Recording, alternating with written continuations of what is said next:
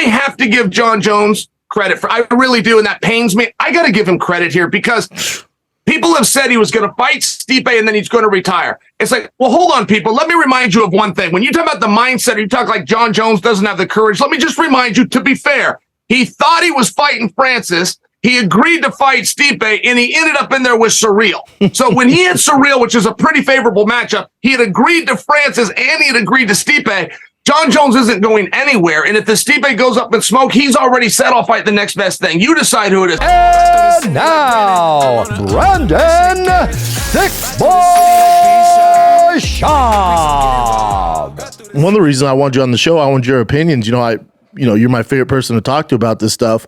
When it comes to the PFL, I'm not being a hater. And I'm getting a lot of pushback on this, and they're like, "Oh, you're just pushing, the UFC, boat there, and you're just riding on Dana's coattails." I'm not. I'm, as a businessman, nowhere near to the level of Dana White, but as a businessman, if I take out my bias towards, I love Francis, absolutely great dude. We've had him on the show, amazing. His agent Markel did wonders for him. When I look at the deal, I go, "Well, this is a great deal for Francis. This is a terrible deal for the PFL." And I can see why Dana decided not to make the deal because, again, take out, let's say you didn't know Francis. Take out whatever admiration you have for Francis. He's 36 years old, coming off a major knee surgery. Yep. He's never been a big pay-per-view star, And also, he's not that active, whether it's the UFC's issue or Francis, doesn't matter. The point is, he's not that active. So it's kind of like, yeah, we can let this guy go. And then also, the contract came out. I think Thiccc said this. They offered him $8 million to fight Jon Jones. That makes sense. $8 million, and that makes all the sense. That fight's going to do gangbuster numbers. Sure. Then after, and is he favorable to win that fight? Absolutely not. So the odds are he's going to lose that fight. Then after that, you have Sergey waiting for him. You have the Almeida monster out there who would be a rough matchup. So I'm with the UFC on this. They're like, we're good, man. And when I look at the deal and people give me pushback, it's like, Francis did his thing. We've never seen a deal like this. That's amazing. Good for him. I don't think it's going to work out, and history would be on my side. I don't see how PFL is going to bring on the talent to sell a pay-per-view, which they've never had a successful pay-per-view model. And I'm not being a hater. I hope it works out. I just don't see it. Name a matchup that you can give me right now that the PFL could sign at free agent that you're going to pay whatever $59.99 for. I don't see it. Yeah. And let me tell you, Scott Coker's Bellator. It was Mike Kogan representing Scott Coker Bellator. They went out and they met with Francis. They went to Las Vegas. They had lunch with him. And Kogan even said, look, I didn't want this guy to ruin my dinner, so I booked him for lunch. It was on Super Bowl Sunday. They go out and they sit down, and for 25 minutes, Francis just spoke. And Kogan really liked him. He really liked him, said he was a real peaceful guy, had a real good sense, but he just said, Francis, for the numbers that you're talking, you're going to need a pay-per-view model. And he said, so I'm not going to waste your time, and we won't let you waste ours. We're not going to give you an offer. And Bellator never did put an offer forward for Francis. Once they heard him, they just realized this isn't going to work. And then Kogan tried to smarten Francis up and just say, look, people can't figure out why their pay-per-views don't work. And they even used Bellator as an example. Told them everything that they did, everything they put behind them. They had Fedor and throw myself in there and Phil Davis and, Mitrione and, Bader and Aaron Pico really put a good card together. Went to Madison Square Garden, got $15 million infused by Paramount. And Kogan shares these numbers with him. He told him that. And he said, we never went back to pay-per-view. And he said, the one thing that pay-per-view needs, you have to have time. You cannot come in on a one-off. You can't do like Tito and Chuck. And when Tito and Chuck bombed, that didn't mean that Golden Boy was going to bomb. But you got to start. The UFC already did that. They've already started. They've got a successful model. Now, I only share that with you because he was just trying to let him know for these numbers and for what you want to achieve, you need to make up with the UFC and you need to go back. And that was what he left him with. So Bellator actually told him, hey, go sign with these guys. They're treating you pretty good. I bring that to you because a miss that is always made by fighters, always, is I am the best. I am the best and I'll make your show better. And when I tell you they miss that, what a promoter is going to buy is for sure what makes my show better, but they'll also pay to not let somebody else's show be very good. Yep. So what I'm saying is Bellator would want to take Francis, but they would want him more so that the UFC couldn't have him, just by example. So if you're Francis and you're coming off the shelf, to your point, I don't know that he's 37 years old. I know he's at least 37 years old. I don't know how good those records are. And I truly do mean that. And then he's got the knee injury. Yep. And those things aren't great. But if you find out that he's going to sit for another year and he's not going to go out there, you now aren't paying for the second thing a guy will pay for, which is to stop somebody else's product. If he's not on anybody's channel, I'm good with that. Right? And that's the one thing that Francis and everybody else misses. If I'd like him on my channel, if he's going to be on one of yours, if he's not going to be on any of yours, we're all good. Yep. It's why St. Pierre, who retired, doesn't start to get a whole bunch of offers. People are fine. As big of a star as he was, if you're not going on anyone's network, we're good. Let's move on to the next one. That's a missing point. I hope I said that clearly, but it was something that was a little odd within Francis. You know, if you're the PFL, you're going to go out and buy something. Like, by example, PFL has never got featured on ESPN does something called the car wash, but it's where they run you out there. You go from one station to the next, one show to the next. This is a really great thing. They've never got that. If they could get a car wash, that's worth something, maybe even $1 million, believe it or not.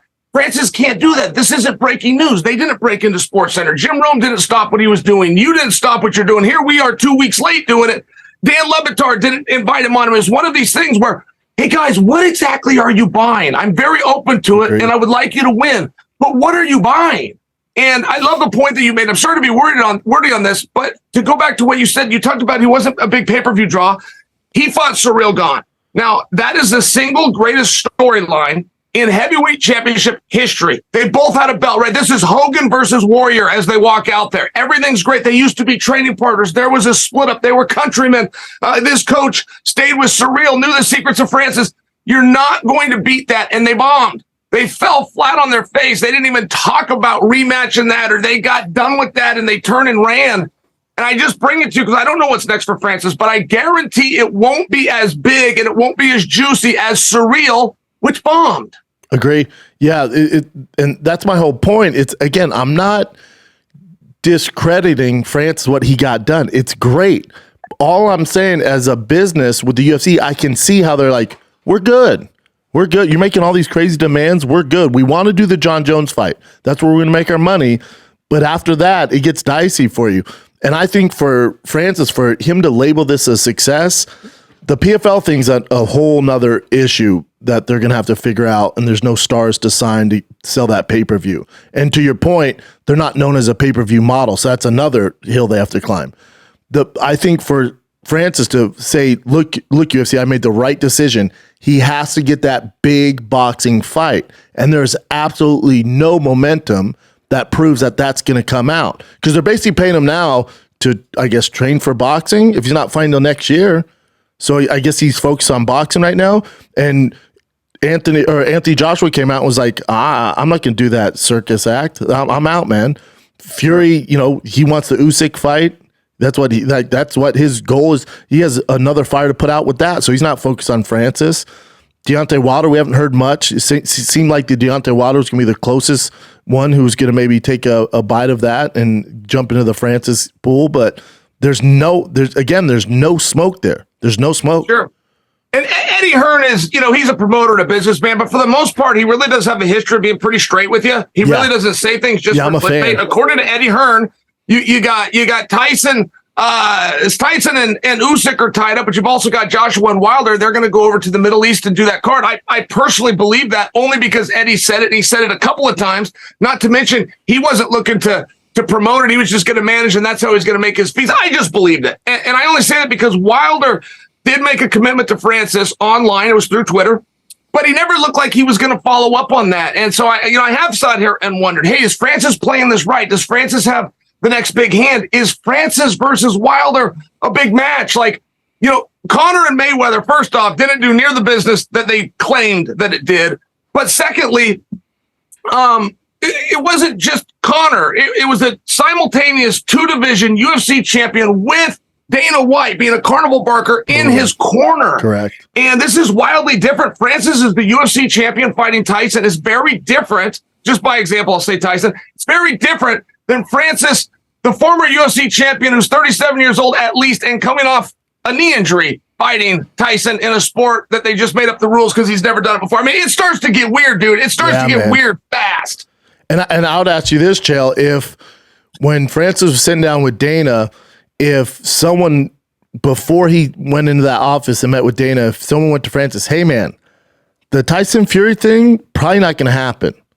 The big boxing thing, it's not looking good. Let's hope, but it is a long shot, dude. Have fun. Now go negotiate.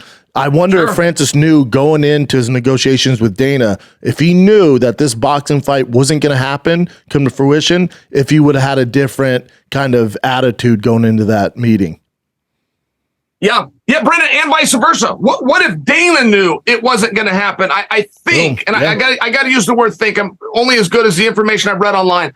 But I think that all Francis wanted was a carve out. I don't think he told Dana and Hunter, hey, you have to get me free. No, I don't think they were involved. I think he just wanted a carve out. If I have an opportunity to do this, and Fury himself says that, he's going to choose me. They brought me over to England. There was 93,000 people. We seem to get a good reception. If I have that opportunity, I got to take it. Can we all agree, and can we actually write that down? They might have done it, but man, it kind of felt like for a while something was going to happen. I mean, again, Tyson Fury said himself, they got Francis there. They put him, before they faded to black and rolled the credit right there on ESPN, who's partners with Dana and something else. They kept a secret from Dana. It looked like they were going to go out and do something here. And then they even were talking about playing the same venue that the Raiders play and coming out to Vegas. I mean, there was some real talk. I'll tell you one thing I was surprised about, Brennan, it was what little power Tyson Fury had. I would have thought in that space, if Tyson Fury promises 93,000 live people and says, I want this guy, that he could have talked to Eddie, that he could have got this done. Agreed. I was a little bit surprised how quick they blew that off. And I got to make the same point because Deontay Wilder does seem like a reasonable prospect or chance for Francis, only in that, much like Tyson, he's personally spoken and said that he would do it. The other side of that, he's in the same territory. Wilder went and became a free agent. Now, he thought all the promoters would look at that and go, how cool was that? He left this guy now, but that's not how they look at it. They go back to what I was telling you at the very beginning. I would like you because you make my product better, but if nobody has you, you're not on any... We're good because this is competition, right? I don't need to be better than I used to be. I just got to be better than you each time. So it's really one of those spots, and I think it was a miss by Deontay. Let's take a little break from chatting with my absolute favorite, Chael Sonnen, coming with some heat. A few tour dates, and we'll get right back to the episode. I'm in La Jolla, the Comedy Store right outside San Diego. That is June 2nd through the 4th. That's 2 shows Friday, 2 shows Saturday, 1 show Sunday. Your boy's working on the Lord's Day. That's in La Jolla, California, the Comedy Store. Again, right outside San Diego, so come get you some of my favorite venues. And then after that, the tour really ramps up because your boy's jumping across the pond. This is a theater run, 1 show in every city in a theater. June 15th, I start in Belfast, United Kingdom, Belfast. Then I'm in Glasgow. Then I'm in Manchester, June 18th. June 22nd, I'm in London. June 23rd, Cardiff. And then I end the Europe tour in my fave, Dublin, Ireland, June 25th. Come get you some. All right. This episode of One-on-One with B. Schaub with Chael Sonnen is brought to you by Coldra Lab. That's right. Say goodbye to the generic face wash on your counter because Coldra Lab is here to save the day when it comes to your skin. Backed by a leading clinical trial where 9 out of 10 bros experience healthier and visible improved skin. Your boy's looking at it. My skin is popping. I love their eye cream. I put it under the bags on my eyes. They look like nuts, whatever. All right. So if you use code SHAUB at Caldera Lab, that's CALDERA lab.com for 20% off their best products. Caldera Lab creates high-performance men's skincare products by combining pharmaceutical-grade science along with nature's purest and most potent ingredients. Kicking off their skincare selection, they have all sorts. They have the bundle. Inside this bundle, you get the clean slate, the base layer, and the good. The clean slate is where you start your day. It's a balancing cleanser that uses gentle plant-based cleansing, leaving all skin types looking pretty fresh. The base layer is a nutrient-dense, fortifying moisturizer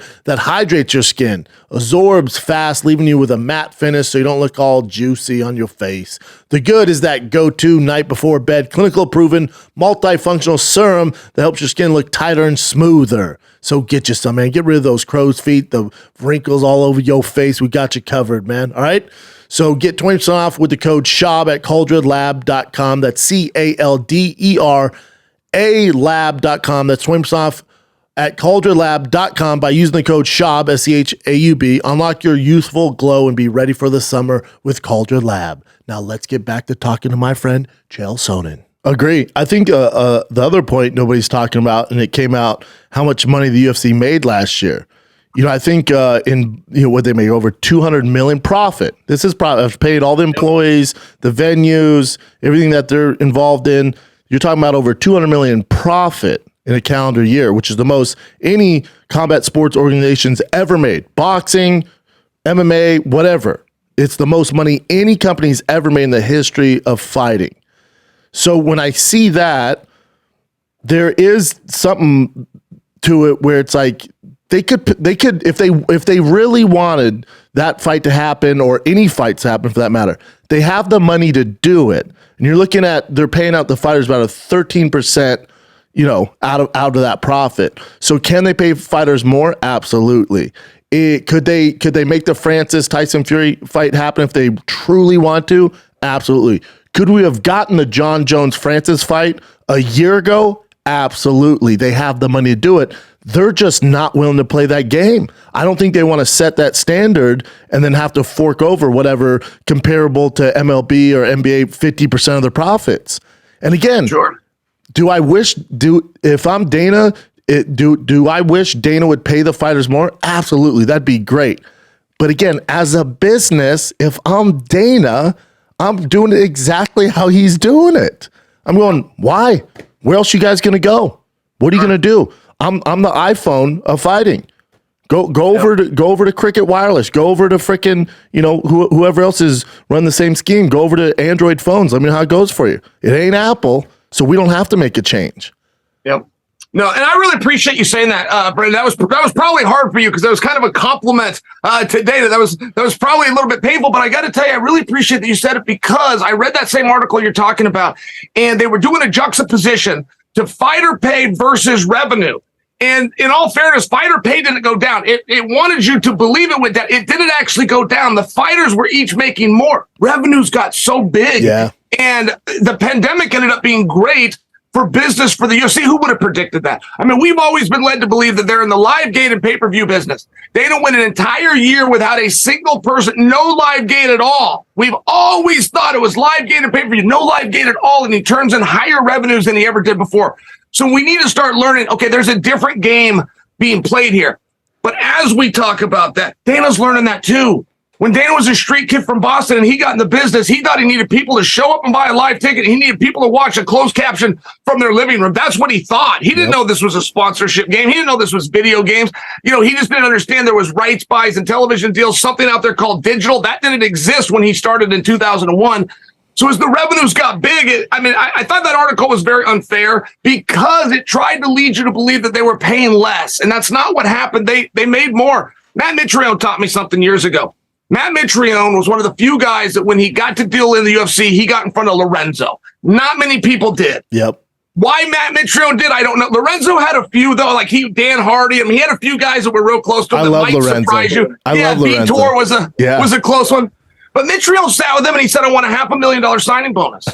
And Lorenzo said, what are you talking about, Matt? That's bigger than your whole contract. And Matt said, no, a signing bonus. And he explained from the NFL standpoint. Mitrione said, no, it's not moving forward. It's this moving forward. He said, the signing bonus is for you to make up for what happened over here.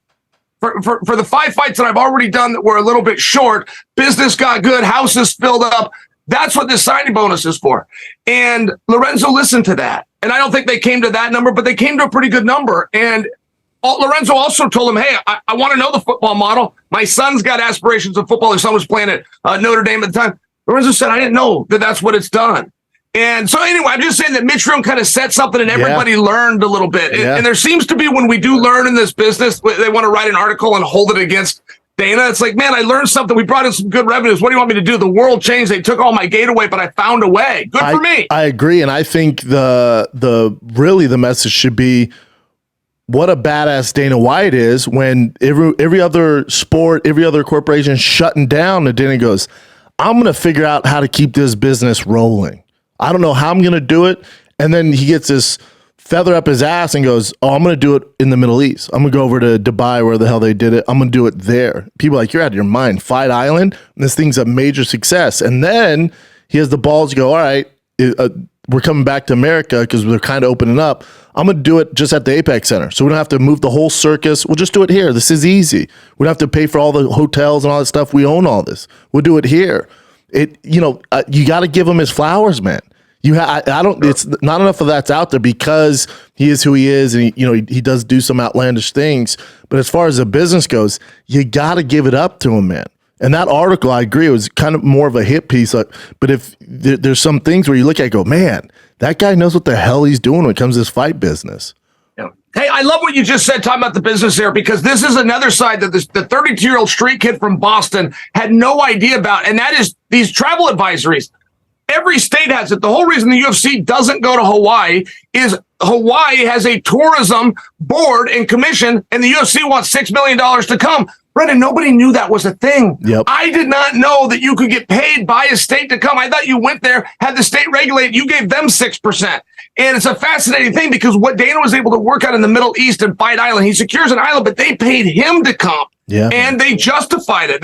It was a lot of advertisements. You watched it. You really wanted to go to Dubai. You realized what a beautiful place it was. I mean, there was a trade here, but that was just a side of the business that nobody even knew existed. I think that includes Dana until he got in that situation, had to look around. And by the way, you bring up the Apex.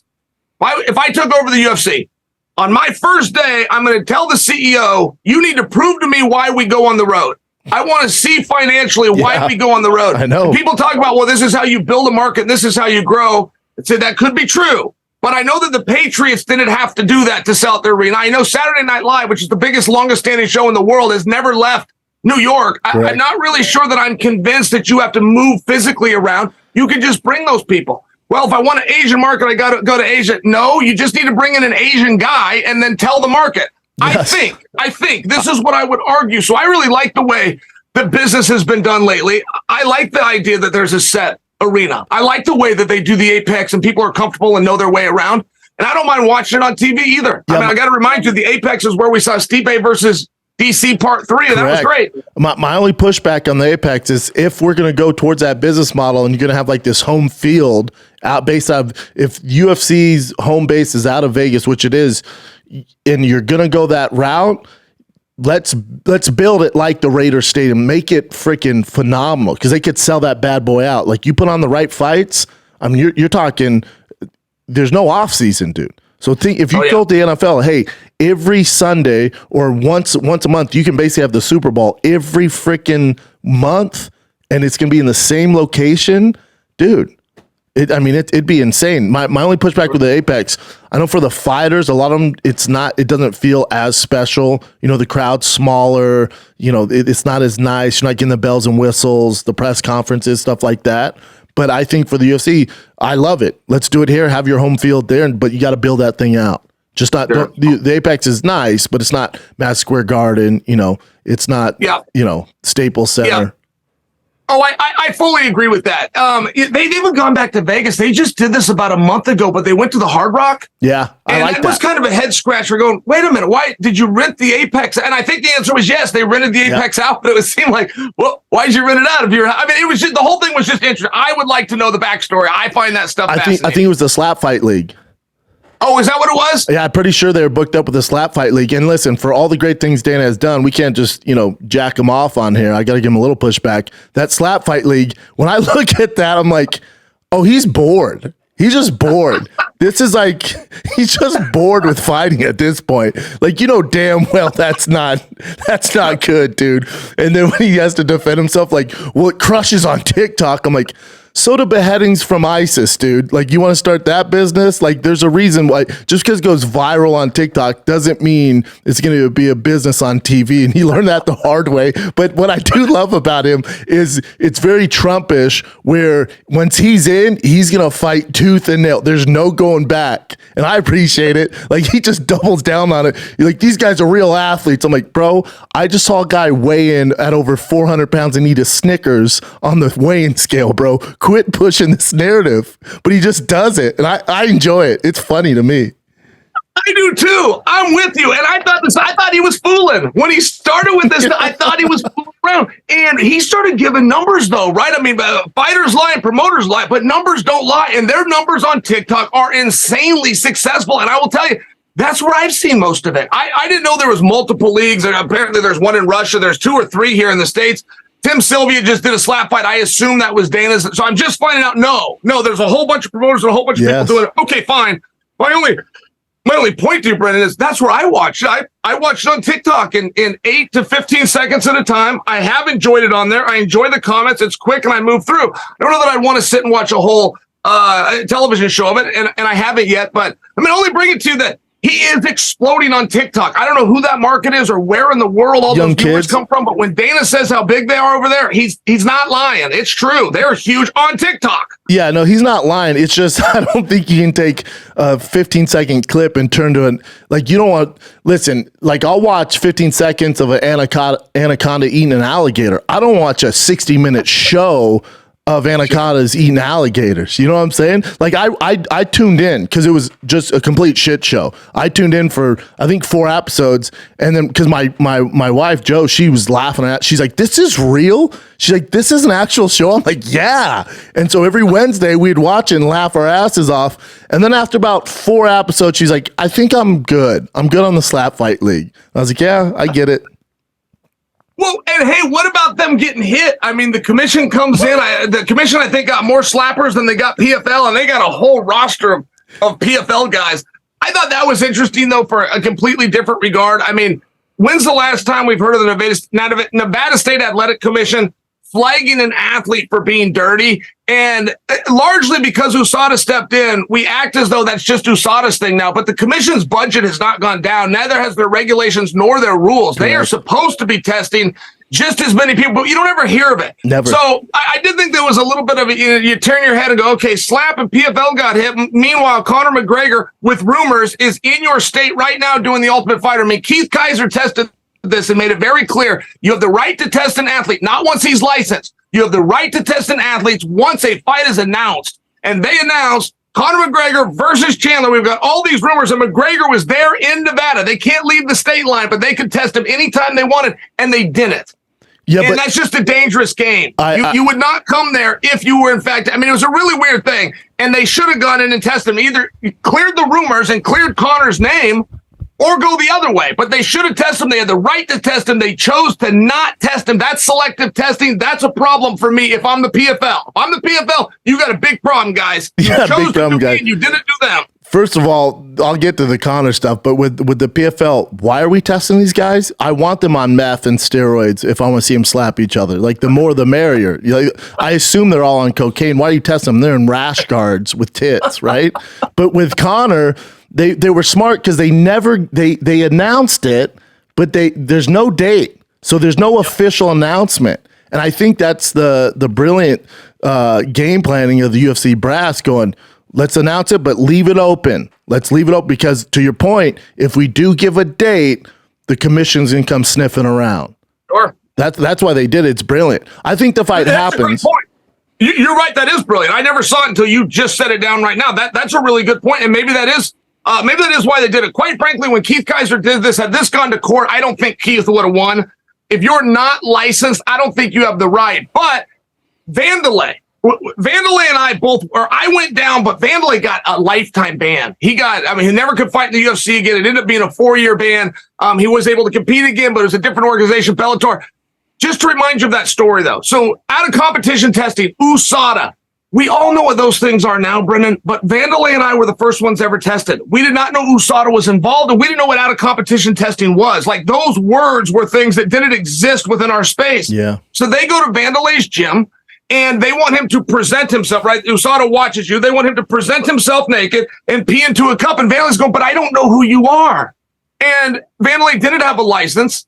And the guy says, well, I'm with USADA. He gives him paperwork, wants him to sign it, and then present his naked self. And Vanderlei said, no. He said, wait till my attorney gets down here. And Vanderlei had to go. Now, where he had to go was to be on TV with Fox at the time to come into our press conference. So he did. That's where he went. So they said he fled. It's like, well, I don't know if I agree with that. I don't know that you flee your gym to go to the UFC where absolutely everybody is. And that's what he did. He said, I don't understand you. Talk to my attorney. I'm not doing this. He came to the press conference. They said he ran and refused the test. They gave him a 4-year ban. And, Vanderlei got so mad. He was screaming and yelling. He started putting out these rock and roll videos. But if he would have just stayed calm and explained that story, I don't think that would have held up. And I only say that to you because if the commission was to go to Conor and Conor was to say, it's not announced, you don't have the right, or he was to say, I'm not licensed, you don't have the right. It's the same thing that Vanderlei did. A no is a no. Yeah. And they gave him a 4-year ban for refusing the test. And this is before we'd even heard what USADA or out of competition. It was a very, very strange thing. I don't think Vanderlei should have been punished for it. I think if he would have stayed calm and told the story that I just told you, he wouldn't have been punished for it. But point. It's just an interesting point. You'll remember the time that the UFC, they did an entire heavyweight card. All 5 of the main card fights were going to be heavyweights. So they make this announcement. They hold the press conference. Kaiser comes in and tests everybody there. Overeem hits the back, gets in the car and leaves. They call him. They have him come back. And that was and Reem got flagged on that. But Reem had a pretty good point, which is, man, I'm not with you guys. And that's where Kaiser said, nope, if a fight is announced and you're in my state line, I've got the right, and they let that hold. Boy, yeah, you guys had, especially you, Vanderlei, Overeem, God bless you, man. You guys had to learn the hard way. Unfortunately, hopefully fighters learn from it today, which I think Conor's playing the game. I think that what makes Conor pretty damn special is his IQ with the business side and the fight side. Speaking of Conor, did you see the documentary? No, I heard all about it. I look forward to seeing it, but no, I haven't seen it yet. Man, it's good. It is so good. I was saying how I watched it, and I got sad. I got sad at the end because I don't think we'll ever see that again. Not in my lifetime. Of just that, it was the perfect timing. We haven't seen it before. Now we'll see guys take on these huge boxing fights, and it started the whole Jake Paul and Logan Paul thing. Like all that comes out of Conor's ability to dream so damn big to fight Floyd Mayweather. So now it's common that one of these boxing fights get announced, like, yeah, whatever, we've seen it. But at Conor at the time, it was unheard of, man. And his come up, and you're watching it. And I think the other takeaway on that show is you see Conor, and you don't think he takes the game that serious, because he does all these antics, and you find out about all outside the octagon issues he's having. And that's kind of overshadowed what he represented when he was coming up. And when you watch it and you see how much he cares after the Khabib fight, and Dana's coming in, and this is the other takeaway too. You see that Conor is not just an employee. He's just not a fighter. You see they are partners. The way he talks to Dana, I went, oh, wow, I've never seen that. Because Dana comes in the locker room after he loses Khabib. And remember, Khabib jumps into the stands, goes for Dylan Dennis. It's chaos. And Conor's there and his family's there, and his head's down and he's crying. And Dana goes, man, what happened? Can you believe Khabib jumped off? And Conor looks at him and goes, I don't give a shit about any of that, dude. I lost, man. And he goes, no, dude, was it Dylan? And Conor goes, you're not listening. I do not care about that, dude. I lost, the better man won. All that stuff is bullshit. I don't care about what just happened. I care about I lost the fight, Dana. And you can see Dana's like, oh, okay. I'm like, man, I've never seen ever in my life someone speak to Dana that way. Not disrespectful, like they're partners. Sure. It was fascinating, man. That's really interesting. And I did see the piece that you made on that where you said, hey, I don't know if we'll see this again in our lifetime. And I also did feel a little something because that was nostalgia. Man, the stuff that Conor McGregor did. Come on. He walks into Madison Square Garden the first time ever, $17.2 million gate, puts his hands behind his back against Eddie Alvarez, one of the meanest, nastiest guys ever. I mean, there was some really special stuff done by McGregor. You made a point though, Brendan. It kind of ties into what we were talking about earlier with Ngannou. You were talking about Conor, and that perhaps he's playing a game, and where that becomes really relevant, and how it ties back into Francis. If the UFC would have got that deal done with Francis, that would have been a very slippery slope, because now they would have shown the world go out, hold out, right? Get the championship and hold it. You're going to have a very hard time getting anybody to not copy that model, particularly if the numbers come out. I mean, we were advertised that he was talking about Francis being offered $8 million to show. The biggest show that I personally am aware of is Brock Lesnar's at 5.5. Yep. So I'm just saying it would have been a real lesson. And while I say that, though, you look at Jon Jones now. I mean, Dana's talking about, this is the savior, and he's done such a great job, and I love working with Jon. Jon just got done doing to Dana what Francis is currently doing to him. He took his ball, he went home, he threw the belt out there, he said, to hell with all of you, you're going to pay me more. He went to the public, he went to the media. They induct him into the Hall of Fame. He uses their cameras in the Hall of Fame time to tell the world, Dana wants me back. He's going to have to add some zeros to the check. That stuff can really come back and bite you. It can really set a bad or weird example. And I only offer that because if that is in fact what Conor's doing, now Darren Till has openly said, that's what I'm doing. I got a knee injury. I'm going to take stuff. I'm getting out of the pool. People are speculating Dillashaw's doing that. They're wrong. Dillashaw's not coming back. Agree. But my point is, if one guy does it, or even if he feints it, if the rumor and belief that a guy is doing it, it can really catch on. It can be a domino effect, and you got to stop that stuff, man. You got to stop it right away. Agree 100%. And Dana does, to your point, doesn't. That's a great point. Dana doesn't want to set that as the standard. Like, oh, in order to get things done, this is how you do it. So this is why a lot of time people give them so much pushback, but they're protecting the only thing they care about, which is the UFC brand. No fighter is bigger than the brand. The only one that's gotten even close and might have accomplished that, again, to the point we're never going to see it again, is Conor McGregor. He's the one guy I've only seen in my lifetime of watching a million fights, the one guy who is bigger than the brand. And I'll tell you what, I mean, this all ties back in again. Jon Jones and Conor are about to cross paths. One of my favorite guys is Stipe, and I don't know Stipe terribly well, but I respect Stipe. I mean, that is a first responder. That is a real-life action hero. Like guys that they put in comic books that are firemen, but he's also the badass. Oh, and by the way, he's got the beautiful wife and loves his kids. That's not real. It's made up. No, it is real. His name's Stipe Miocic. He lives in Cleveland, right? I mean, it's one of these really cool things. And I preface it with that because I like to speak nicely of Stipe. There's something going on here, okay? We're told that Stipe and Jones are reserved for the main event in November at Madison Square Garden. We have been told that. Correct. To the point that Pavlovich and Aspinall and everybody else isn't even asking for title shots. They're standing back. No one's calling out Jones. Jones isn't going after anyone else. That's what we're told. Now, we were also told that those two were going to fight on December 10th of last year. We were also told that they were going to fight on March 4th of this year. Now we're being told it's going to be November. Okay, great. The problem is this. Conor McGregor is set to enter the pool on June 1st, which is in about a week. He then, according to USADA, has to do 6 months. That lines him up perfectly to roll in and do the Madison Square Garden card, which is now being rumored. So if Conor's going to come in and bump your main event, which is your heavyweights, and then let's say that doesn't happen, so you bring him back, but now you've made it obvious. Now you've made your heavyweight championship at the Mecca, you've made it an afterthought. So now there's a new report that came out. We're going to do a huge show in November, but we're also going to do a huge show in December, which we would think would allow for both of those main events to take place. But it is one of these really interesting situations. USADA says Conor needs 180 days. USADA's wrong. If that ever gets tested, USADA's wrong. There is exemptions for Conor, and McGregor says, I'm taking one of those exemptions. Dana's saying we've got the date set. I haven't revealed it, but we have it set, and I'll reveal it through the Ultimate Fighter. And USADA said he's not in the pool yet. So all of those things can't be true. And that's the fight that I've been waiting to see. McGregor versus USADA. That's the fight that I really want to see. But USADA's not going to like how this one turns out. They better read their own paperwork. I agree. When you say do we know what the exemption entails exactly? What the exemption would mean? What?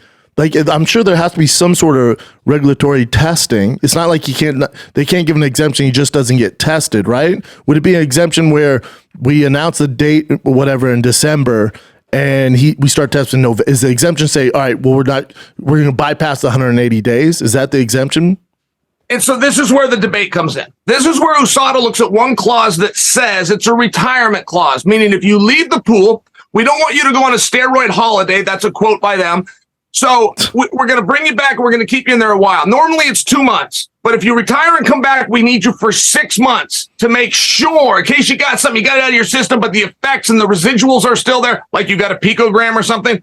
So he's going to stay in there for 6 months. It's the USADA rule. That's the clause that they're turning to. There's another clause that says in extenuating circumstance, the organization can bypass the entire protocol. And let me give you an example of when that happens.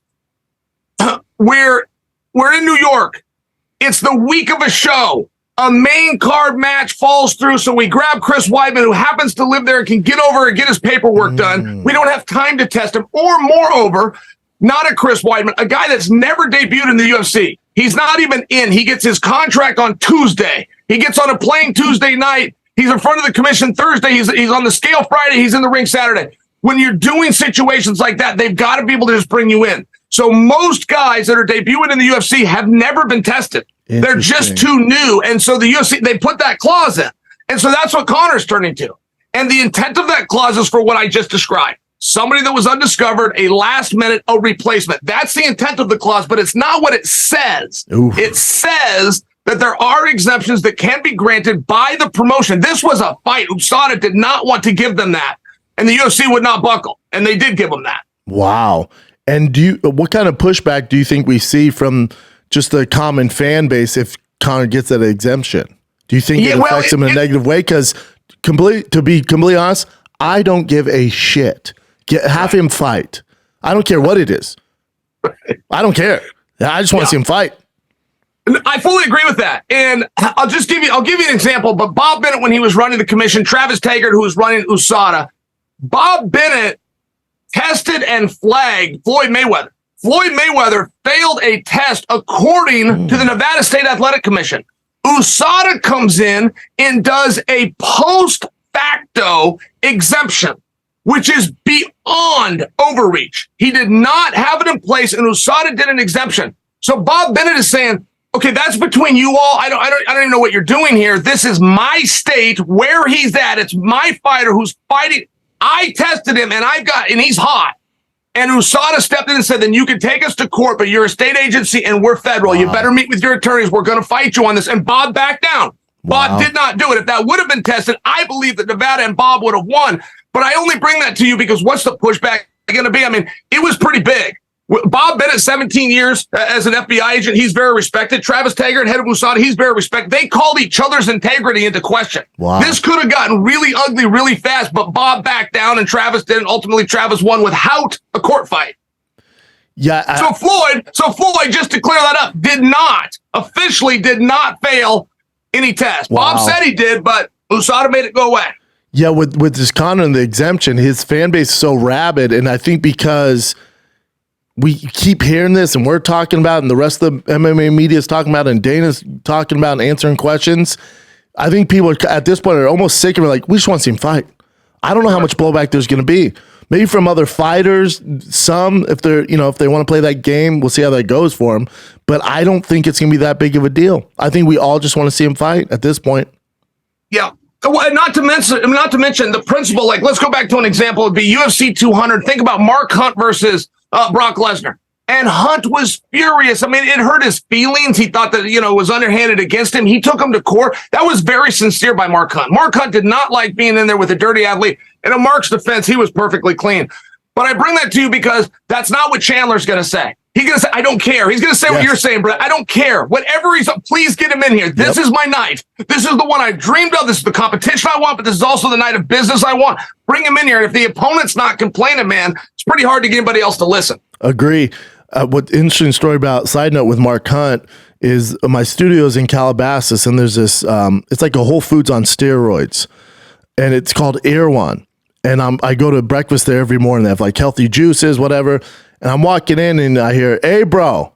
And I look over, it's Mark Hunt. He's there with his lawyers. And I go, the hell are you doing in Calabasas, dude? He goes, I'm here for the court date with the UFC. He goes, we're flying to Vegas. We stopped here to meet with my lawyers, and we're actually leaving from here going to Vegas. I go, that's still going on? He goes, you're damn right, man. He goes, you're damn right. And I don't know where they're at on it now, but he's so upset, man. And when I say, dude, he is so mad. And he wanted to come on the show, and we're going to figure it out. But I think he has so, and I get it. I understand why he's so upset, and he has so much resentment against the UFC and Dana and the stuff he says, and he has every right to feel that way. but I was hesitant to bring him on the show because I can't do a 2-hour show on you complaining about this, if that makes sense. I don't know the ins and outs of it, who's wrong, who's right. The Brock Lesnar, you did take the fight, sign the contract. Clearly Brock's on shit, so it's tough. It's tough, and I felt bad, but it's just not what I do, and I love Mark Hunt, but dude, I've never seen someone still, how long ago was that fight? UFC 200? To this day, this is a few months ago. Furious, man. Yelling. Yeah. Furious. Yeah, and he's sincere. I mean, and it's hurting him. It's costing him time. It's costing him money, but he just feels he's on the right side of this. And it is really tough. Who would be at fault for Lesnar being dirty? It would seem Lesnar, but there's no mechanism where Lesnar has to pay, so he's choosing to put it on the UFC, and I just think that it's a tough one. I mean, first off, somebody's at fault. Every legal situation, somebody's at fault, but then was that fault egregious? I think it's a really hard case. I suppose that's not really for here nor there. You shared something with me that it's still going on, but it is interesting. I'll tell you what, some guys got put in that spot because when you're talking about Brock as being dirty, we all know he's dirty. So if you have to go fight him, it's a tough thing. Brian Stan got dealt a bad hand with that, and I can't remember them all, but I mean, it was Vandalay, it was Chael Sonnen. Like there was a few guys in his past that gave him a hard time, and they're all, Brian's looking around, oh man, is this all you're putting me with?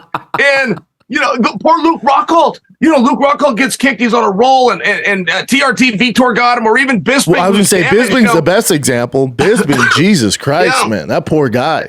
But when you're talking about somebody that's mad and is legit, man, Bisping's pissed. Yeah, hell yeah, and he's every right. With the whole Mark Hunt thing, I actually talked to my lawyer about it. It was just like, what leg does he have to stand on? He goes, the issue is he went into the fight complaining about this, but he did sign the contract. He's like, so it's going to be tough because he did perform knowing what he was signing up for and did complete the contract and did compete against Brock Lesnar. Now, if he would have held out, said, no, I'm not doing it until you do the test, whatever, that's a different story. But he did go through with the act. So that's where it gets dicey. I don't know. I wish him luck. But that's a tough hill to climb. Let's move on, brother. You were talking about, so I said on the show, I almost guarantee you're getting Khamzat versus Kamaru Usman. And it's kind of getting a little smoke now. I guaranteed it. But you went out and said you think we're going to get Izzy versus Khamzat.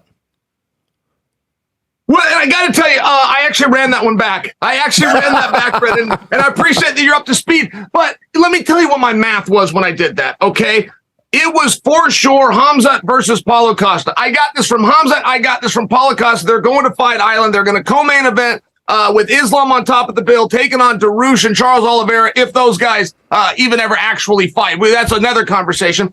So we know about it. I mean, it's 5 months in advance, and Khamzat's moving into 185, and Dana starts kind of talking about that. Okay, we got it. Those guys are going to fight. And out of nowhere, and this is all in the same night, what I'm about to tell you, this timeline, out of nowhere, Paulo Costa is going to fight a guy that just called out Bo Nickel. The guy is very good, but the only thing I know about him is he called out Bo Nickel. Yeah. Which means they broke up the Chimaev fight. Now, 2 hours later, there's a post-fight press conference, and Dana reveals they've got a new distribution partner in Australia. They're going to bring a show in August, and Adesanya is going to main event it. So I'm sitting back going, okay, Whitaker and Duplessis are going to go and fight, and now you've got Paulo coming over here. The only guy available is Chimaev. Yeah. And I don't know that they want to put Chimaev and Izzy in Izzy's backyard, but it sure appears that they're getting ready to do just that. Then they book Strickland, and he's with somebody else. I mean, there's literally no players left on the board. Then the very next day, it gets revealed to us that Kamaru Usman is thinking about coming up. Now, Brendan, that's a problem, though, too, and I'll tell you why. If Usman and Chimaev fight at 185, we don't even need to ask, is this a number one contenders fight? We will all know it. You and I will come on and we will tell our audience, as soon as we see that fight's happening, we'll tell our audiences, okay, the winner here is going to be fighting for the belt. We would just know that. The problem is Usman is not going to fight Izzy. And this isn't like, two buddies or two friends. This is much deeper. This is countrymen with a pride. I mean, this is probably the greatest excuse for two guys not competing that we've ever heard. I don't think anybody wants to get in the way of that. So we then get revealed again by Dana that Kamaru does want to do the fight. He's dead serious. He's lobbying for it, but he wants it at a catch weight. Now, the only reason Kamaru wants it as a catch weight is he doesn't want to become the number one contender because he doesn't want to go and fight Adesanya. So I think that puts Dana in a little bit of a hard spot of, man, that sure seems like the fight to make, but I can't make it if you're not willing to move on. I need all of you guys. All of you are interchangeable mediocrities. I need somebody to fight him, my champion, who actually is a big draw. I mean, it's just one of those spots. So I don't know how bullish I am. That I really think it's going to be Chimaev and Adesanya. At the same time, I don't know anybody else to fight Adesanya. And I know as much as they want to do Duplessis, they put Duplessis with Whitaker, which is not much of a contest. That's going to be fun and fun. Hype. Whitaker's going to whip him. Agree. And nobody wants to see Bobby Knuckles in Adesanya Part 3. We didn't want to see the second one. Yeah, you make some valid points. The biggest point is when if you look at that top 6, they're all matched up. There's literally nobody for Izzy to fight, and they guarantee him that fight in Australia. And would they bypass the Kamaru Khamzat fight and give Khamzat a straight title shot at 85, even though he's never competed there? That's a little weird. But it also puts Dana in a tough spot because he's like, all right, we already announced he's fighting Australia. We signed this big new deal. We got to get a juicy main event. Duplessis, that's not happening, right? Because he's fighting Whitaker. So all signs would point that it's Khamzat, huh? This is ridiculous. Now we're getting the weeds. I was gonna say, did they say it's at middleweight? Could Izzy go up to light heavyweight? Is it Jamal Hill a possibility? Yeah, sure. And you got to understand what master they're trying to serve. And this will always be denied. This will be denied till the end of time. But you and I are smart enough to know when you get paid and you get asked to come into an organization or come into a territory, you're probably also going to get an ask of who the main event is. Look, the deal is worth this to us if you can guarantee him in the spot. Correct. So, and I only say it because, that will always be denied, but it is very relevant. And if they did that, and it sounds like they did, and it's with Adesanya, which it sounds like it is, who, by the way, when he fought Bobby Knuckles the first time, did 57,000 live in attendance, the all-time MMA record. So if you're bringing him back and this is who you want, then that would be paramount. Finding the opponent for him, if you got to go up to 205, whatever you have to do, it would be paramount that you had him. And if you just had to grab Chimaev or, there's a few different ways to do it, but I don't think a co-main event or even a headline of a smaller show between Chimaev and Kamaru Usman, as fun as that would be for you and me, the world's not dying to see that. That's not good enough. I don't think that's going to win out over a contract that you just signed with your new partners and they asked you for Adesanya and you said you could deliver him. That's a great point. Yeah, I'm leaning towards you now, my man. The other part to the equation is obviously you're signing this new deal. Izzy's arguably the face of the UFC. Conor's been out for a while, so I'd say Izzy's the biggest name now, him or John, right? So if you're going to invest in the Australian market, Izzy versus Khamzat's a tough matchup for Izzy, man. Yeah. Stylistically. Well, how fun is it? How fun is that? This grappler, it's kind of one of those. It's kind of one of those things. But if above everything else, your partner they want this guy on top of the bill. I mean, you got to do it at some point. Kane did that when he dropped the strap to JDS on Fox. It was requested. The whole reason that Islam is sitting out and waiting for Fight Island is one of those things. This is the guy that we want. This is the heir apparent to Khabib, who was our hero. Bring him out here. Maybe Khabib will corner him. I mean, it's one of those things, and that's okay. That's their business. But it's also something that we need to observe. If we're sitting here, we're trying to make our guesses and hedge our bets. It's important that we do understand it appears a guarantee of Izzy on top of the bill has been made. I'm siding more with you because now you think about it, the Khamzat Kamaru fight. What's that really do? Let's say it was announced it was at 70, maybe they're talking about me at 70. Well, we know Kamaru probably doesn't have much left in the tank as far as fights at 70. Probably don't have that much in the tank in general, whether it's at 85 or 70. Khamzat, we know his home isn't going to be at 70 for much longer. 70 is a nightmare for him. 85 would make more sense. I would say all signs are pointing. You're right, my man. Yeah. I mean, it does really sound that way. I know Duplessis and Whitaker are of the mind that they're in a similar spot that we've got Benny DeRouche and Oliveira in, which is they're going to fight and the champion's waiting for you. So you guys go get this settled and then the champion's waiting for you.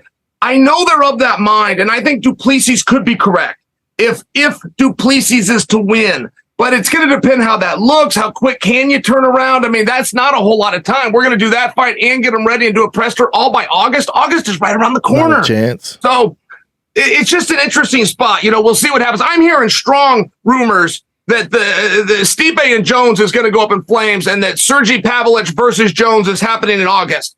I'm hearing strong rumors on that. It's strong enough that I can tell you that's at least being pursued. I don't know where they are in agreeing, but that's at least being pursued. And if you did have partners in Australia, you promised them Izzy, and you said, look, I can't deliver, but I can bring you Jones and Pavlovich. Are we good? They'd probably say, yeah, we're good. What? Now, and you know what, Brendan? Go ahead. If you don't mind me, I have to give Jon Jones credit I really do, and that pains me. I got to give him credit here because people have said he was going to fight Stipe and then he's going to retire. It's like, well, hold on, people. Let me remind you of one thing. When you talk about the mindset, or you talk like Jon Jones doesn't have the courage, let me just remind you, to be fair, he thought he was fighting Francis. He agreed to fight Stipe, and he ended up in there with Surreal. So when he had Surreal, which is a pretty favorable matchup, he had agreed to Francis and he had agreed to Stipe. Jon Jones isn't going anywhere. And if the Stipe goes up in smoke, he's already said, I'll fight the next best thing. You decide who it is. Oh, you've decided it's Sergey? Then it's Sergey. That's Jones's real attitude, and not for nothing. He deserves for people to know that. Badass. And also, he's a badass. He's a badass. Badass. Straight up. Straight up. Yeah, because Pavlovich is a nightmare. Dude, when I watched him against Curtis Blades, and Curtis Blades, my boy, trains my old team, he demolished him, dude. And I'm like, and you look at it, he's this giant dude, not fat. Hits like a Mack truck. What's it? 6 knockouts in a row. It's a tough night in the office for anybody, including Jon Jones. Not a big name. Probably not going to do great pay-per-view numbers. John's going to have to carry the card. So for Jon, when people are like, oh, would you fight Pavlovich? When they ask him, he's like, it doesn't make sense. And he's right. As far as the business, doesn't make sense. As far as his legacy, it makes sense. But sure. When you go back to your point that, you're hearing strong rumors that the Stipe Jon Jones fight's going up in flames, that has to be a Stipe issue, right? Nobody wants to talk about that. This has to be I would assume why this fight hasn't happened is a Stipe issue. Is that fair to say? Yes. Hey, you say no one wants to talk about it. I'm included in that. When I did that whole diatribe, I left that, and I don't know what's going on there. I talked to Stipe's wife. She and I are pen pals. I haven't reached out to her in a period of time, but I do need to remind you of this. Stipe lost the belt to Francis. The night Stipe lost the belt, he weighed in at 233 pounds. It was the second lowest he's ever weighed in. He was 231 for the second DC fight. He weighed in at 233 pounds. So he thought, Stipe, that he was going to be rematching for the title, Francis, a true trilogy fight. He had every reason to believe that. But he went out and he put on this. He did exactly what Jon Jones did. He got on the protein. He got on the lifting. He did everything. And he got to 257. Oof. All my 257, his wife said, of muscle. She cooked for him. He did it. Stipe Miocic at 257 pounds. This is a wildly different Stipe. You are going to have my interest if it's against Francis or if it's against Jones. That's also a dedication. To change his physiology was a massive dedication. So what is delaying him? I don't know. Stipe was asked to do this in December. It didn't happen. He was told he could have it in March 4th and fought for it. He didn't get it. It went to Surreal. He came out on social media, made it very clear that he's going to get it. It's going to be International Fight Weekend in July. Dana comes out and says, we're moving it all the way to November, it would just seem as though, even if there was something wrong that we don't know about, that's plenty of time. Agreed. So yes, whatever's delaying this, I don't know, but it is on his side. That's true. It alarms me when I hear a guy puts on that much weight. Jon, a little different, and we don't know how Jon looks at heavyweight. That Cyril Gane fight, we learned nothing. He beat down that guy. Went up, not even a great technical choke, just a bully fucking front choke, gets him out of there. I don't know how Jon looks. We don't know.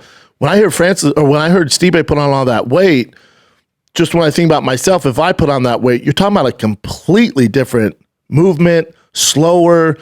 Stipe's known for his cardio. That probably goes out the window a little bit. Maybe he put on that weight and was like, his team's looking at him, in training like, this isn't good, man. This ain't good enough to beat Jon. You're slower. The cardio's not there. We rely on cardio and the pressure, but all this weight doesn't allow that. I have no clue, but it's concerning. It's definitely concerning. And I don't know either. It's hard to relate to. I don't know what his finances are. I mean, like, he's got no gambling or drug problem or a bunch of kids or multiple wives. I mean, he doesn't. He was heavyweight champion for a while. I would assume he's stacked up quite a bit of money. And I only bring that because if that's not the key driver and motivation, then they would defer to some of the things that you're saying. They would defer to how are you going to look and what's the legacy and is this worth it? I am very strong of the mind. If they can't get this fight together one more time, if they're trying for November or December that's being rumored, if that falls apart, they will never revisit that. And if Sergey comes in and upsets Jon Jones, just by example, they're not going to bring Stipe in to fight Sergey. I think that if he doesn't go through with the Jones fight, I think we can interpret that as a retirement. Yep. And it would seem as though Stipe's been retired for a period of time. We get tweets here and there, and we're told that he's the top contender, and we're told he might even headline Madison Square Garden. But the rest of it is kind of rumor. We don't see much of him. We don't hear much of him. He's a very honest guy, and maybe that's why he hasn't made any kind of commitments, because he doesn't want to follow through. I don't know what the backstory is there. I know that he was offered in December, offered it in March, begged for it on social media in July, and is now saying, I don't know if I'm going to show up in November. That's all accurate. Yeah, you blew my mind, man. Yeah, that's insane. And again, we all love Stipe, so yeah, it's the elephant in the room. Like, this seems like it's a Stipe problem. And I'm not saying maybe it's not even a problem. Maybe he's like, I just don't want to do it. I don't feel good at this heavy. I don't want to do it. You know? Yeah. No, it's a really tough one. When he says I can do it in July, but I don't know if I can do it in November. I mean, it's a tough one because then we're left to guess. Oh, he doesn't feel well. Oh, he's sick. Oh, his injuries, family members getting married. I don't know what it would be, but when they move it that direction, it makes it tough. Look, Aljo just went through this 2 days ago. Aljo's very funny. Aljo's way better than we knew. By the way, I mean, come on, he took out maybe the greatest combat athlete ever in Triple C. Aljo comes out, he says, I don't know if I'm going to fight O'Malley in August. My biceps bugging me. I got to get it worked on. I don't know if I'll fight him in August. Then Aljo gets all worked up and takes to social media and calls him out for a July date. So that's kind of where Hunter's like, dude, come on. I got to use your own. You said you'd be ready for July. I'm giving you more time. This fight is on. And Aljo's like, yeah, okay, you got me. You got me. Yeah, and I love it. I love it. He tells Sugar, let's do this. Let's see if you're about that life. Let's do it in July. And, and Sugar goes, I'm not. I'll see you in August. It's with the whole Aljo thing. It's weird the disrespect that he gets. I get how some people with the Peter Yan, the way he got the belt, right, and the legal knee and stuff like that. But at a certain point, you got to give this guy his flowers, man. You're talking about a complete badass. And when you look at the Sugar Sean fight, after beating Henry Cejudo and then doing what he did to TJ, again, he gets flack with the TJ fight. It's not his fault TJ had one shoulder. That has nothing to do with Aljo. But again, Aljo gets all the hate for that. He beats Henry Cejudo, gets booed in New Jersey. I don't know what he has to do to win these people over. If you beat Sugar Sean, you go, yeah, but he's just a striker. And then, then you have Merab there. He refused to fight Merab. He's going to go up to 45 before he fights Merab. So I don't know what's going to take to get the fan base behind Aljo. And it's a shame, man. And the situation that you just laid out runs parallel to Haney and Lomo. And let me tell you why. The general belief is that Lomo was the victim of a bad decision. So people are saying the only way that Haney can correct this is to give Lomo the rematch. Do the right thing. Lomo can take it from there. He'll get his belt back, but then we can at least look at Haney as somebody that did the right thing. Hold on, because that's what they told Aljo. Aljo, we've only got a couple of rules, right? I mean, the night that Jan and Aljo part one, that really didn't set well with me. I mean, that was the cover-up of the year, even though it took place in February. We've only got a couple of rules. Don't bite the guy, don't poke him in the eyes, and don't kick the sumbitch when he's down. Yep. He gets kneed in the head when he's down. The referee has one remedy to that, which is the disqualification. And unlike the WWE, the belt can change hands with the disqualification. Like, everything was done correctly there. So they said, you got to rematch him. So he says, okay, I'll do it. And this is okay, I'll do it. He goes out and rematches him. He dominates the first 3 rounds. He throws away the next 2. He leaves with his belt, but they didn't forgive him. They said, if you do this rematch, we will forgive you. They didn't forgive him. They didn't forgive him to the point that they had to bring a guy out of retirement because they knew he can't beat this guy. He's good, but he can't beat Henry. And that was the general belief. Yep. And even at DraftKings, he was a 2-1 dog against Henry. And I just bring to you, he's better than we knew that he was. And, I don't want him to get pulled into something trying to appease fans. That's what they're trying to do with Haney and Lomo, but that already happened with Sterling. He did Jan twice, and the crowd still didn't forgive him.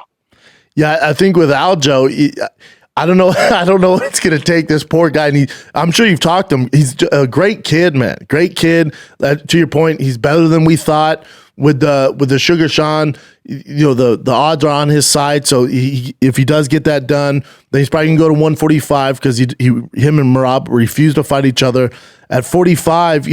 I guess if he beats Volkanovski, people will start giving him his credit. I guess that's what it's gonna take. Because look at Volkanovski. To your point, Volkanovski. How long did it take for us to give him his flowers? I know I keep saying flowers on this podcast, but it is what it is. How long did it take to give Volkanovski his flowers after the Max Holloway? It took 3 Max Holloway fights where he went, okay, this guy's pretty good. That's how much we love Max Holloway. Sure. And he beat him 3 times. It took 3 times to finally, the last one went, all right, he beat him. And, then what he did against Makhachev, amazing job. Yeah. And that's very common. I do that as a fan too. I see something and I almost can't accept what I saw. Bellator just had Johnny at 185 takes out Gegard Mousasi. I chalked that up to Gegard had a terrible night and Johnny had a great night. Johnny Eblen. I really didn't know that Eblen was as good as it turns out that he is. It's one of those things you've got to be reminded of, right? Success is something we as people, we need to be reminded of it very often. And I only bring that to you because sometimes you go out, you clean somebody up and you don't get the credit. It looks like you went out and you got caught. Rose did that. Rose knocks out Joanna. So we go, well, let's rematch him. She obviously caught her and goes and beats her again. So then we do it to Rose a second time. She goes out and beats Wei Li. There was nothing about Rose versus Wei Li part 1 that called for a rematch. There was nothing controversial and there was nothing competitive. We rematched him. Oh, by the way, Wei Li was the favorite again because we just dismissed it. Rose has to go out and beat her a second time. I only bring that because it is very common. When you see something that it looks so easy, it looks like it went through them so smooth, you almost chalk it up to you had a good night and they had a bad night. Instead of, I'm witnessing greatness. Agree. And for whatever reason, I'm that way with Charles Oliveira. I don't know what's going to take, man. I always pick against him for whatever reason. I don't know what's going to take to get me over. Not that he needs me as a fan, but I always pick against him for some freaking reason, man. Every fight. Sure. I don't know what it is. And him and Benny is very interesting. They're talking about rematch in this one. Now they're going to do it in Salt Lake. But I want to bring one thing to your attention, which is unless you're a title fight or a main event, by policy, you're not a 5-round fight. Now, I realize that Blahal Muhammad and Gilbert Burns just broke that rule. I don't like that. I wish they wouldn't have broken that. But I will share with you, Oliveira and Benny has been booked twice. This is now the 3rd time. The first 2 times they were booked was a main event, which means it was scheduled for 5 rounds. Now it's going to be brought down to 3. And that's a very different fight. When you are Benny DeRouge and you're one of the few guys who can weaponize pace, you can put something on a guy that most people at Wilton just can't hold up. It's very different when Charles only has to hold up for 15 minutes. I just bring that to you because it's a different fight. I don't like that about our sport, by the way. I think it should all be the same. Like the Super Bowl isn't 5 quarters because it's the Super Bowl or something like that. This is how you play the game. 100-meter race. We don't run 103 meters because it's for the championship. I just don't like it. Do them all 5 or do them all 3. I don't like and that's not the hill that I want to die on, but I thought I'd bring it to you. I don't like it. I'm with you. Some certain fights when it is only 3 rounds, I'm like, God, I wish they had 2 more so we could get a clear winner. So I'd be on the side of making them all 5, but some of those prelims are going to be long, man. And I have to watch all that shit. So I'll just keep it at 3, Can you convince me why? Because, the media and the public are kind of opposed this. Can you convince the listeners why your boy Colby Covington, who we both love and admire, why he deserves this title shot? When you look at the resumes and you look at the other competition with Muhammad, who probably deserves it, on paper a little more. You look at his strength of schedule and you look at Colby Covington, who's fallen on maybe some hard times there. Yeah, so I got to start with this. Blahal definitely deserves it. Blahal Muhammad has done enough. I think that Blahal needs to play up a little bit more the fact that I'm the one that stopped Leon's win streak. He doesn't have to say he beat him. He didn't beat him. But he did stop the win streak. I think that was a really good angle that he could have done. By the way, Leon didn't want Colby. He wanted to fight Blahal. But Leon's problem is he said, no, I'm not going to fight Colby. I'm not going to fight Colby. I'm not going to fight. He didn't go after Blahal, and he should have. He should have said, this is the guy that stopped my win streak, and he started because he cheated and he poked me in the eye. Yep. I haven't forgotten that eye poke, or vice versa, however that ended. I'm just saying they could have really played into that more, and they didn't, and it was a miss. Mm-hmm. He had Leon on his side.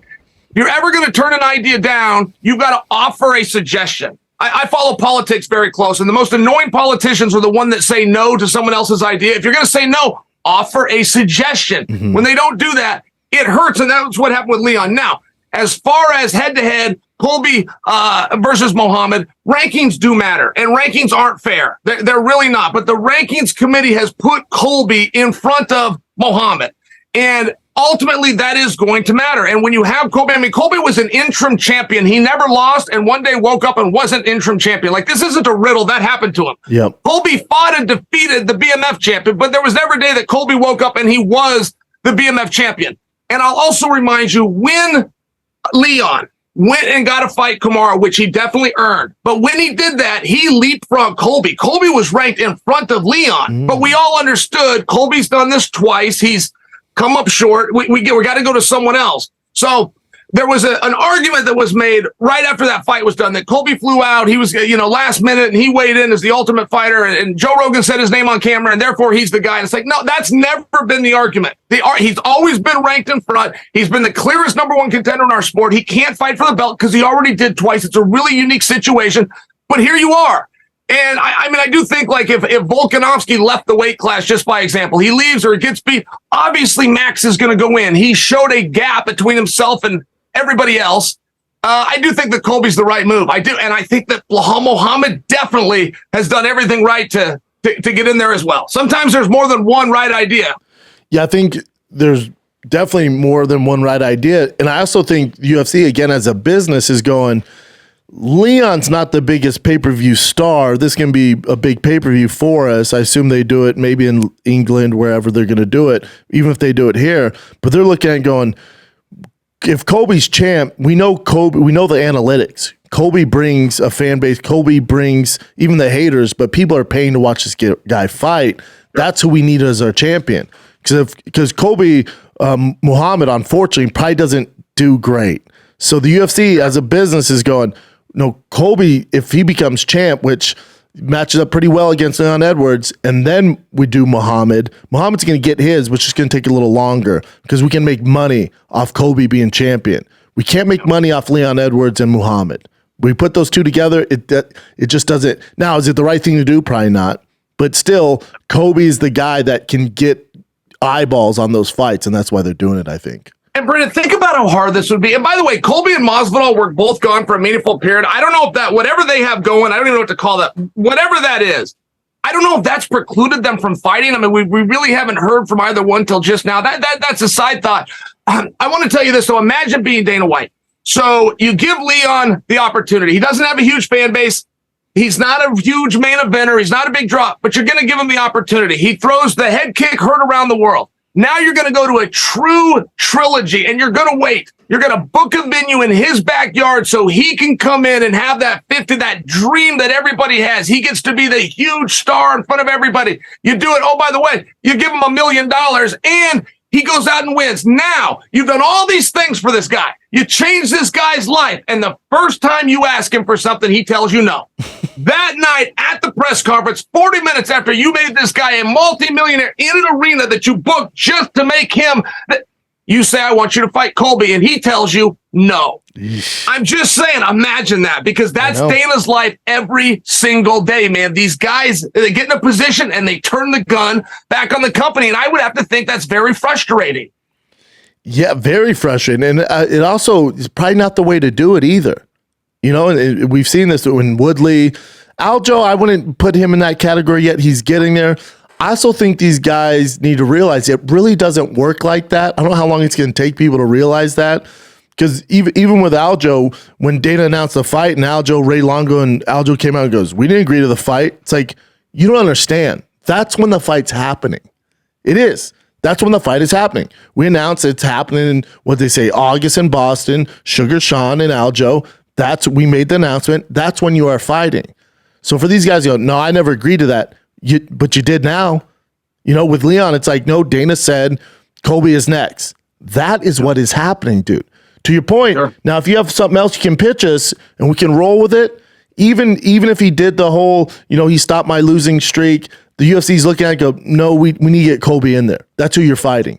That's what's happening, fellas. You don't really have a say in it.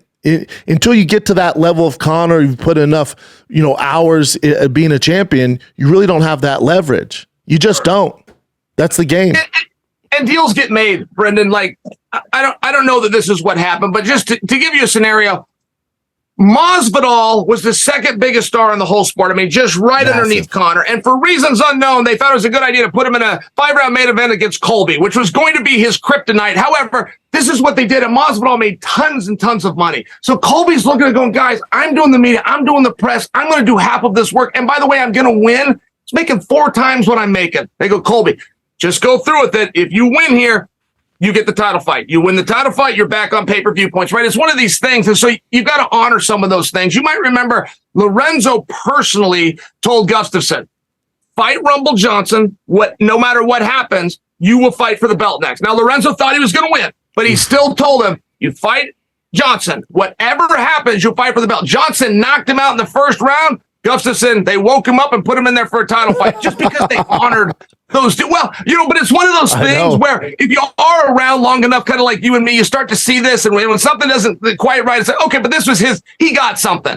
Agreed. Down the road, you're kind of like the flags in football. I'll ask for something, and, they're really good. I mean, the UFC does a great job of do say. They will do whatever they say.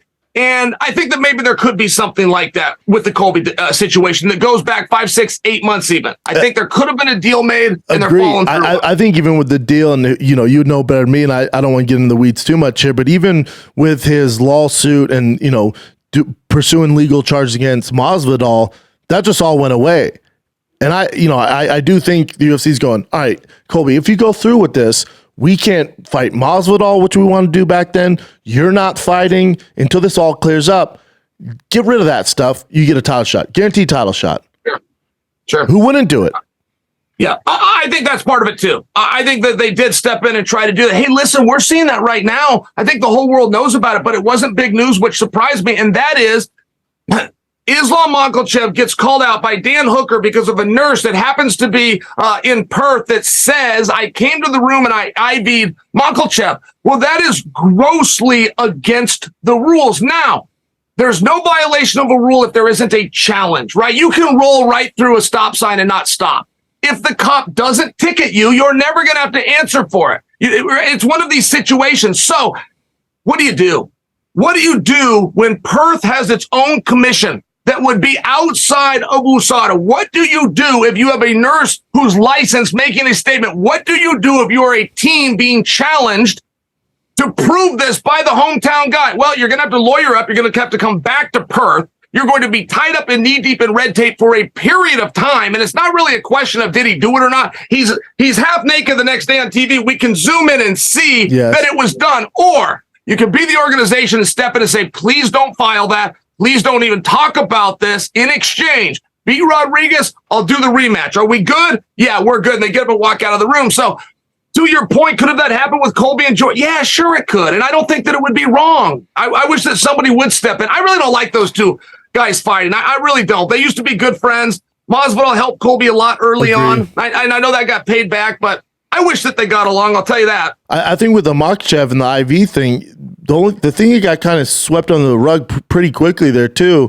I think Ali came on and said no, you can actually there's an exemption where guys can get IVs, which was news to me. Yes. Well, I know that he said that. If you go and read the rule, I think you'll come to a different opinion. One thing that I don't know that Ali knew, and one thing that I'm not sure anyone knew, USADA didn't have full authority. They had oversight, but you then also have to go by that of the commission, and it's not whichever is looser, it's whichever is tighter. And the commission in Australia very explicitly talks about rehydration. You cannot, for rehydration between the weigh-in and the fight, do an IV, and they list, and they really cover their bases very well there.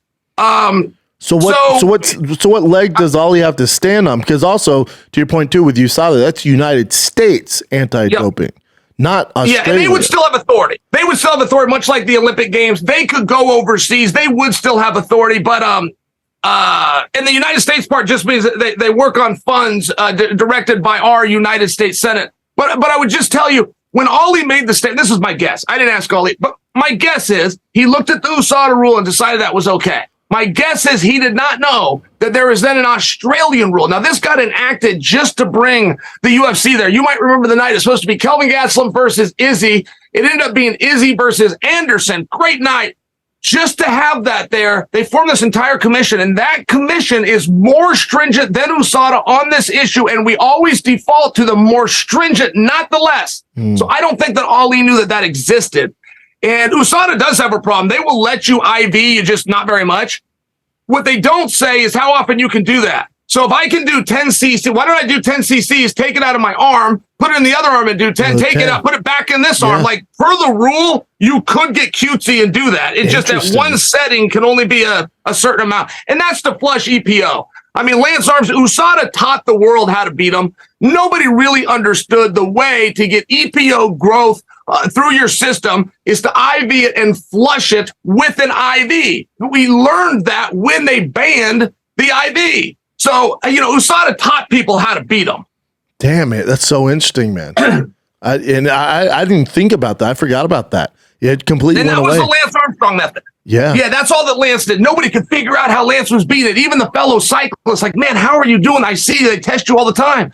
Well, his answer was he flushed it with an IV. He was kind of the first to the party to realize that you can get the effects and the benefits long after it's out of your system. And that was the big issue with the picogram, by the way. Like, they tried to say a picogram wasn't enough to cheat. And that might be one way to look at it, but that's not the way it ever should have been framed. It's not a picogram in your system. It's a picogram left in your system. That is a completely different conversation, which they know, which is why they went in the other direction. I just bring that to you that, those rules can be looked at pretty close, or you go make a quick deal. Tell them to beat Rodriguez. Tell them we'll do this down the road. Which is easier for everybody. Sure. And then also with the Jon Jones thing, didn't he get exonerated? Didn't Bo Hightower, someone said in the current rules and regulations that Jon Jones wouldn't have tested hot under the current testing? That's right. They came out and said that. Now, of course, don't forget he had a cocaine charge in there, but they don't test for street jugs. So when Jon flagged hot for cocaine, he actually was not in violation. He took a PR hit, but he wasn't actually in violation through the sport. Like, his license was never in jeopardy. And he did come out and say, and I didn't go back to see how true that was. He did come out and say, though, he would have been exonerated under the current rules. I mean, I guess that works, but because at the time those weren't the rules, but yeah, that works for me.